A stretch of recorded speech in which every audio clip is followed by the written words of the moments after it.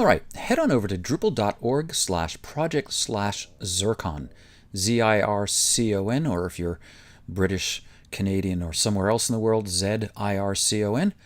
Scroll down, and this is a really nice little theme that's been developed specifically for Drupal 7 and 8. Go ahead and right-click on the tar.gz and copy that link. This is the same process as installing modules. Head back over to our site, and this time click on Appearance and Install New Theme. Again, same process as with modules. Go ahead and paste that URL and click Install. The theme is downloaded to your web server, and we're able to now turn it on. Click Install Newly Added Themes, scroll down to the bottom, and you'll see ZIRCON, a flexible, recolorable theme with many regions and responsive mobile-first layout. Click Install and Set as default. Now, as you learned in the intro video, two things. Number one, installing new themes doesn't change your content, and number two, you may need to reposition your blocks. But let's take a quick peek at the settings. Click on the word Settings, and there's not very much here at all. We have the normal toggle displays in ZIRCON and the shortcut icon. Once again, if you want to update the logo, that's under Global Settings and Logo Image Settings. Well, not a problem. Click Save, and go to your site, and you should see something a little different. And indeed we do. This is ZIRCON. It's a completely flexible, robust, and mobile-friendly theme for Drupal. Let's head over to Structure and Blocks and click on Demonstrate Block Regions for ZIRCON, and you'll see that there are a number of block regions available. A header region. The main menu needs to go in the main menu block region because then it gets proper formatting. There's a slideshow region here in case you're using something like Vue Slideshow or one of the many other really great slideshow makers for Drupal.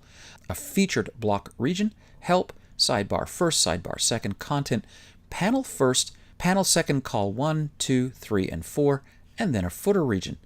You'll notice that some of the regions from our default theme are no longer available. So let's take a quick peek and see what we need to do here. You'll see that there is now a ton of stuff up in the header region because, for instance, the footer region we'd assigned the Powered by Drupal block no longer exists. So go ahead and put that back into footer. And that disappears. Let's take the status message out of the header and put it into messages.